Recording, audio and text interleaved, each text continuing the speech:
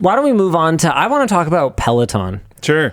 Yeah. This is freaking wild. So our source here is The Verge and also Peloton directly, because they appear to have no shame about this.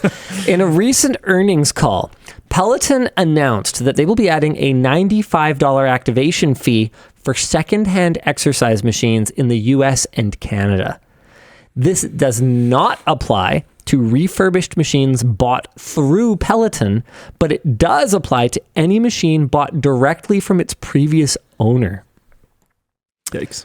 The fee will apparently cover a virtual custom fitting, which we have no idea what that means, for Bike and Bike Plus customers, and a history/summary of the device. A regular price machine is $1,445, while used bikes range from $300 to $500. There's likewise a $44 monthly membership fee to access Peloton content. So, I think I've talked about this. A fair bit, whether it's on the WAN show or whether it's Scrapyard Wars or wherever else. If you want to know the value of something, you don't look at the retail price. Yeah.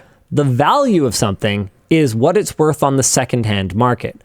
Now, that doesn't mean that you should never buy anything new, because if you look at something on the secondhand market and you go, oh, wow, that still costs 80% of what a brand new one does, boy, I would sure like a brand new warranty, and this is a piece of exercise equipment. You know, I would just love to have something that nobody ever sweated on, or whatever the case. You know, a lot of them are designed to be, that is very fair. A lot of them are designed to be very easily cleaned. I know. I mean, if they do have little rips and tears and stuff, it can really seep in there. It can get real gross. Or, you know, I want to know for sure that what I'm buying has been in a smoke-free household.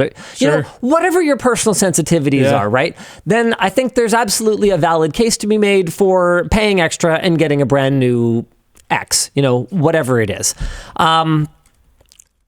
But when you go to the secondhand market and you go, these are $1,500 new, and I can pick one up for like $400. Why exactly is it that people are willing to let these go for $1,000 less than what they're worth? Because that's how much they're worth.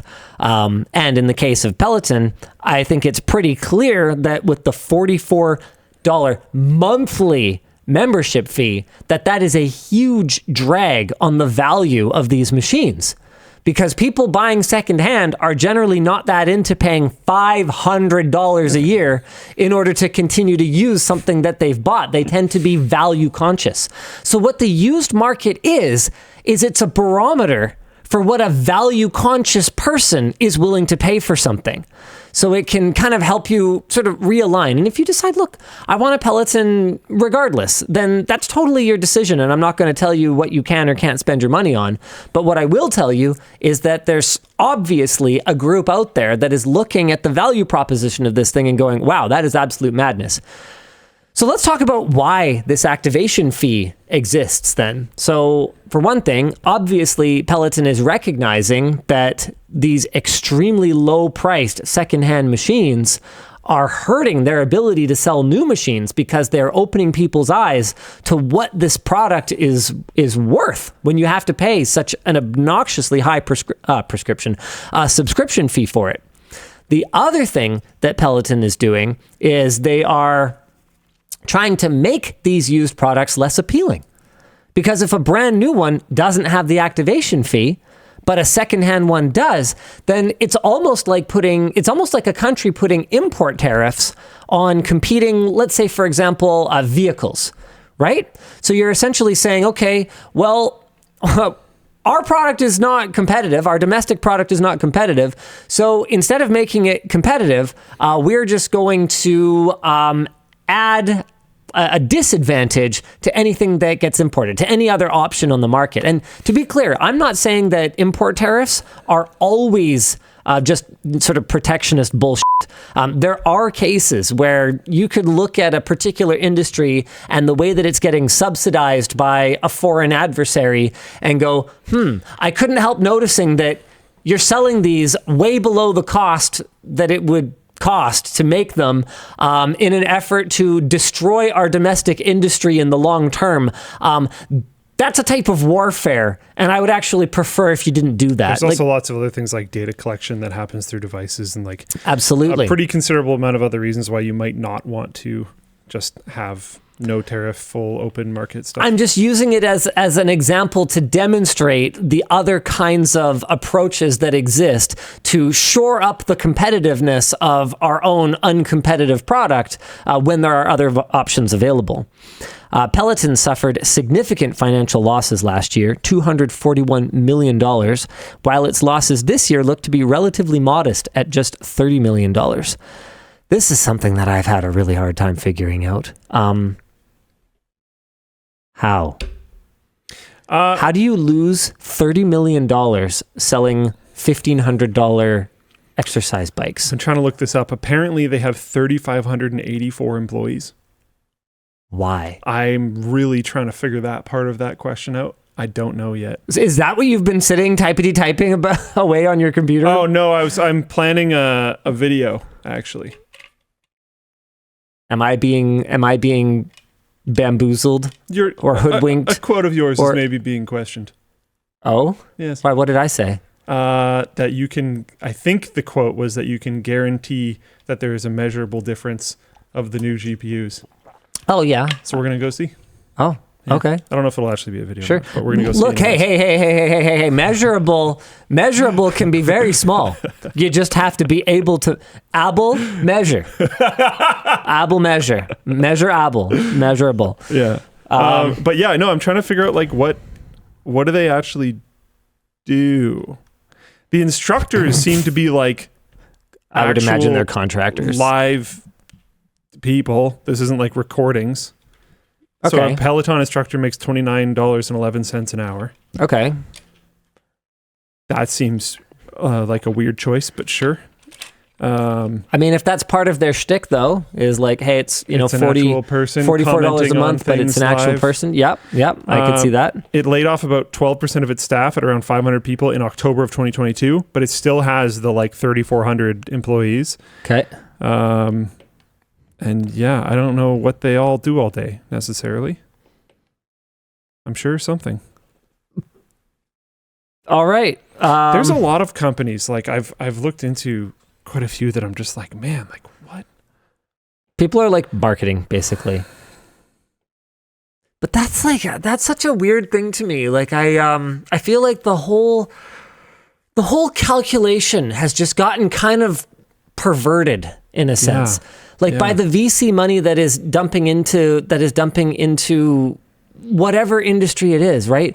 So, okay, Peloton takes on a bunch of VC money that they use to buy up basically every ad. It juices up the price of the ads, which effectively is just like causing even themselves to throw more money into the money furnace, and then it makes it so that anyone else who wants to advertise in that vertical is going to be paying so much, and it's by definition it's at the point of unsustainability. These ads are clearly costing more in customer acquisition than they're making back from selling the bikes.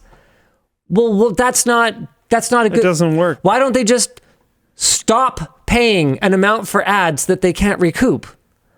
And I'm sure there's reasons for this, right? Like I'm sure Peloton's CEO, if they have to answer to their shareholders about why their shipment volumes are down 30%, it was just like, well, I'm not willing to pay that much for ads. Then, the investors in Peloton are going to look at that and they're going to go, yeah, but this other, exercise bike company, they're buying lots of ads and they're eating up all of our market share, and it's a subscription business. So ultimately they're hoping to make money from you in the very long term anyway. So if this acquisition cost just keeps going up, then I don't know, maybe we'll just increase the subscription price and maybe we'll add a what's it called? Virtual custom fitting with a $95 activation fee and just extract even more money.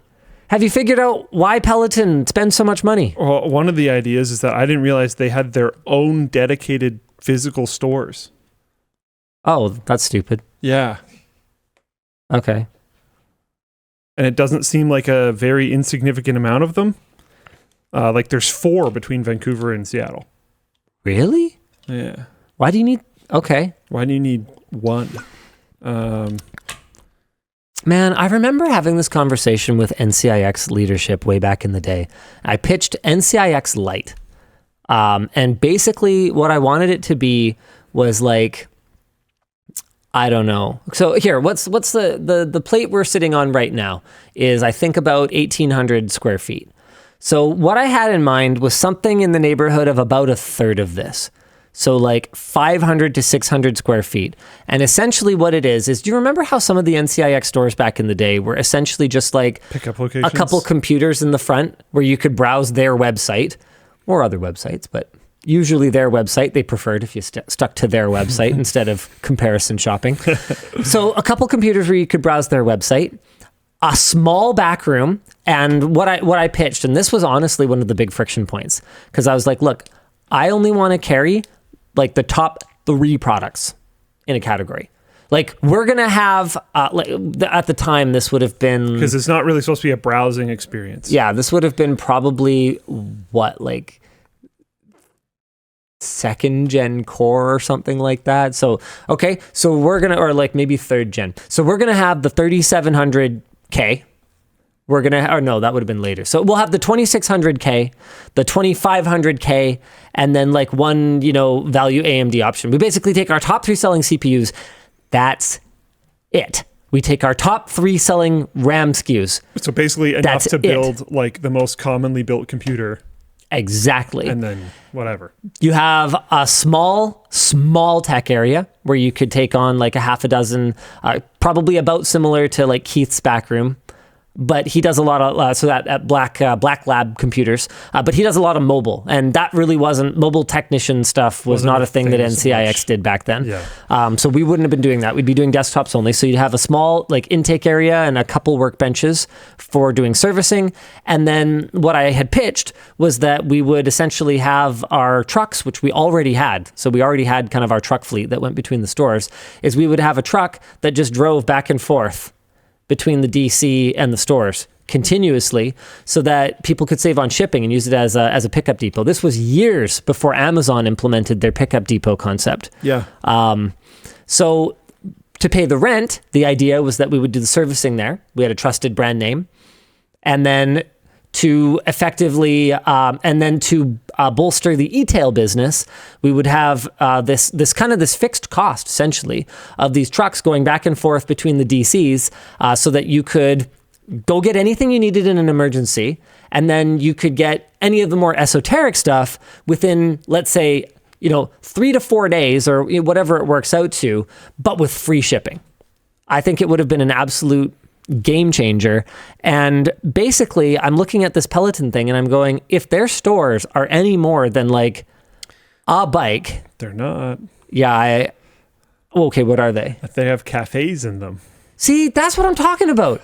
Like if they kept it really simple and it was just an experience location and it's absolutely tiny, I'd be totally fine with that. And probably the overhead would be way less.